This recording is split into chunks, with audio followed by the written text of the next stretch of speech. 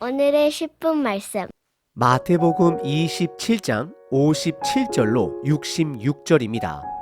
전 본문에서 예수님은 정오 12시에 십자가 위에서 버려짐의 고통을 호소하셨습니다. 그리고 어둠은 오후 3시까지 지속되었고 예수님은 마지막 숨을 거두셨습니다. 그리고 예수님의 죽음의 순간 강한 지진과 성전의 가장 중요한 지성소와 성소를 나누는 커튼과 같은 휘장이 위에서부터 아래로 찢어지는 사건이 발생하게 됩니다. 그리고 마태복음은 예수님이 부활할 때에 많은 과거 성도들이 부활하여 예수님의 부활의 권능을 드러내었음을 기록하고 있습니다. 하지만 안타깝게도 예수님의 죽음의 순간에는 제자들의 모습이 보이지 않습니다. 다만 갈릴리부터 예수님을 따라온 여자 제자들과 로마 병사들만의 고백이 남게 됩니다. 오늘 본문에는 뜻밖의 인물 한 명이 등장합니다. 그는 예루살렘 서북쪽에 위치한 아리마대 지역에서 성장한 요셉이란 인물입니다. 오늘 본문 마태복음은 그를 예수님의 제자다라고 말하고 있습니다. 그리고 요한복음 19장에 보면 그는 예수님의 제자이지만 유대인들이 두려워 제자인 것을 숨긴 자로 기록하고 있습니다. 하지만 그랬던 자가 어떻게 당돌하게 예수님의 시체를 빌라도에게 요구하며 새 무덤에 예수님을 장사하게 되었을까요? 결론부터 말씀을 드리자면 그것은 하나님의 주권을 신뢰할 때에 담대해질 수 있는 것입니다. 나의 주인됨을 내려놓고 하나님이 내 삶의 주인됨을 깨닫고 인정하고 살아갈 때에 담대해질 수 있습니다. 오늘 본문을 통해 내 삶의 통제권을 하나님께 내어 맡겨 담대하게 살아가시는 저와 여러분 되시길 바랍니다. 오늘 본문은 크게 두 부분으로 나눌 수 있습니다. 첫 번째는 예수님의 장사입니다. 두 번째는 죽은 예수님을 무덤에 가두려고 하는 종교 지도자들의 시도입니다. 첫 번째 부분은 57절서부터 61절까지 예수님의 장사 부분입니다. 오늘 본문 배경은 금요일 오후입니다. 그리고 62절에 그 날은 준비일 다음 날이다 라고 표현합니다. 안식일을 준비하는 날은 바로 금요일 오후를 말하는 것입니다. 그리고 이 안식일은 일반 안식일이 아닌 유월절 안식일로서 더 특별한 구별이 요구되는 금요일 저녁밤입니다. 그래서 57절에 날이 저물었을 때에 요셉이란 인물이 등장합니다. 오늘 본문은 그에 대해 총 3가지 정보를 주고 있습니다. 첫 번째, 그는 아리마대 지역 사람입니다. 두 번째, 그는 부자입니다.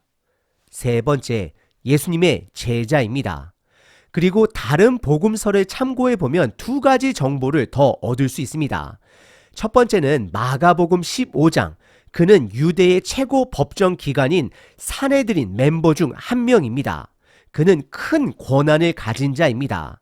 그리고 두 번째 추가 정보는 요한복음 19장에 그는 다른 유대 리더인 산헤드린 공회원들이 두려워 예수님의 제자인 것을 숨긴 자입니다. 그리고 요한복음에 보면 예수님을 밤에 찾아온 니고데모와 함께 몰래 예수님을 따르던 자인 것을 확인할 수 있습니다. 다시 한번 크게 2가지로 정리하면 다음과 같습니다. 첫 번째, 그는 아리마대 사람으로 부자이고 공회원으로 권력을 가진 자입니다. 두 번째, 그는 예수님의 제자이지만 유대 리더들을 두려워하여 몰래 예수님을 따르던 자였습니다. 그런 자가 금요일 안식일을 준비하는 날 해가 저물어 갈 때에 58절에 빌라도를 찾아가 시체를 달라라고 요청을 합니다. 우리는 여기서 빌라도 또한 예수님의 죽음에 많은 관심이 있었고 예수님이 그렇게 일찍 죽은 것에 대해 이상히 여긴 부분을 마가복음 15장 44절과 45절에서 찾아볼 수 있습니다. 보통은 로마 사람들이 십자가형에 처한 사람의 시체를 내어주는 것은 매우 극히 드문 일입니다. 왜냐하면 십자가형의 목적은 경고가 목적이기 때문입니다. 새들이 시체를 뜯어먹고 썩기까지 나무에 그냥 매달아 놓는 것이 그들의 관행이었습니다. 하지만 오늘 본문 58절 그리고 마가복음 15장에 보면 아리마대 사람 요셉이 그냥도 아니고 당돌하게 예수님의 시체를 요구한다라고 말하고 있습니다.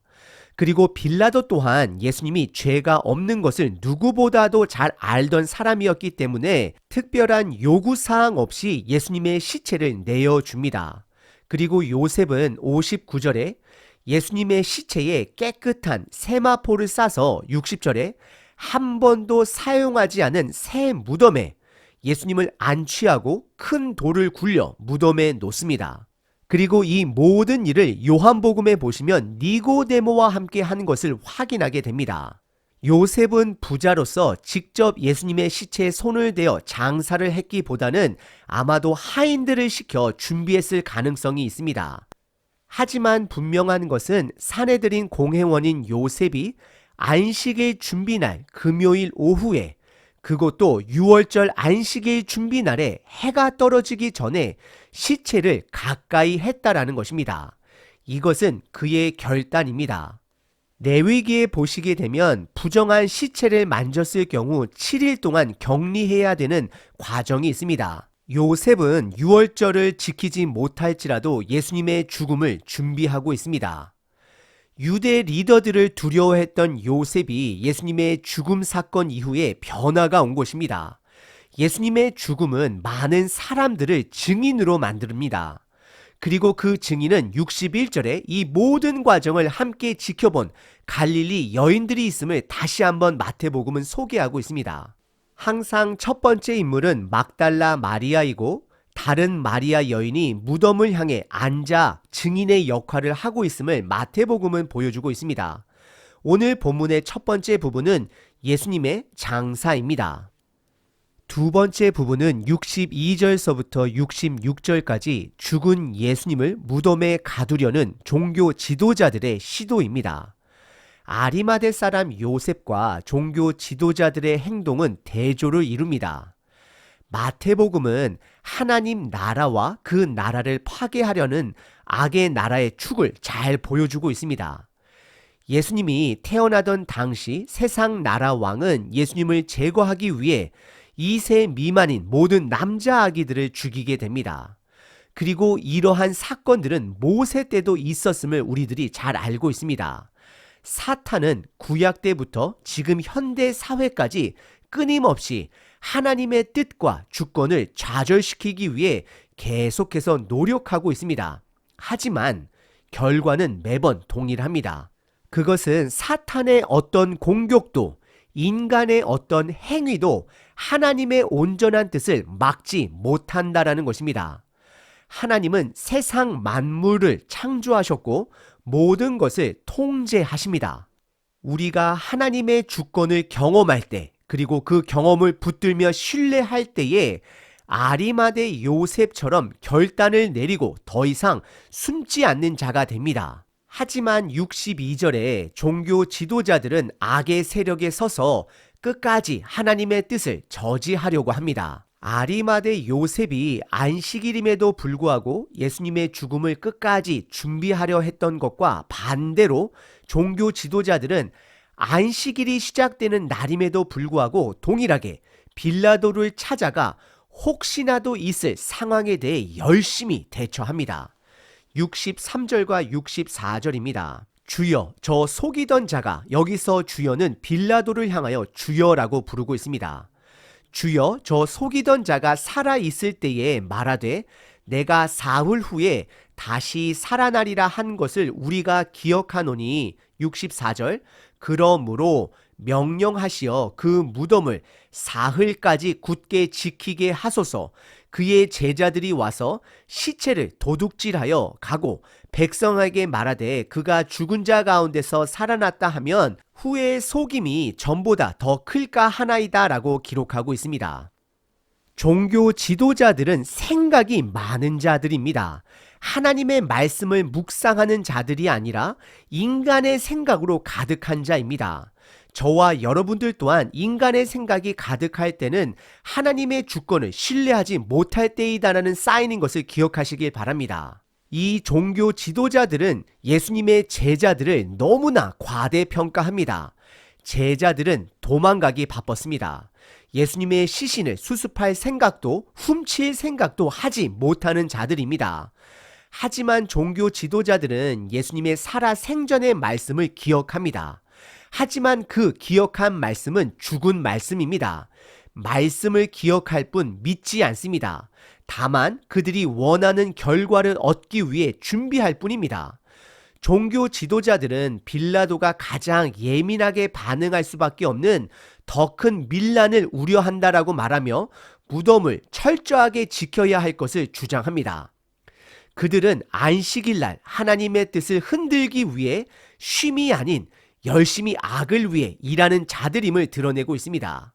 그래서 65절과 66절에 빌라도는 그들의 말에 따라 두 가지 보완을 합니다. 첫 번째는 경비병을 파견 보냅니다. 그리고 두 번째는 돌에 막힌 무덤에 밀랍으로 인장을 하게 됩니다.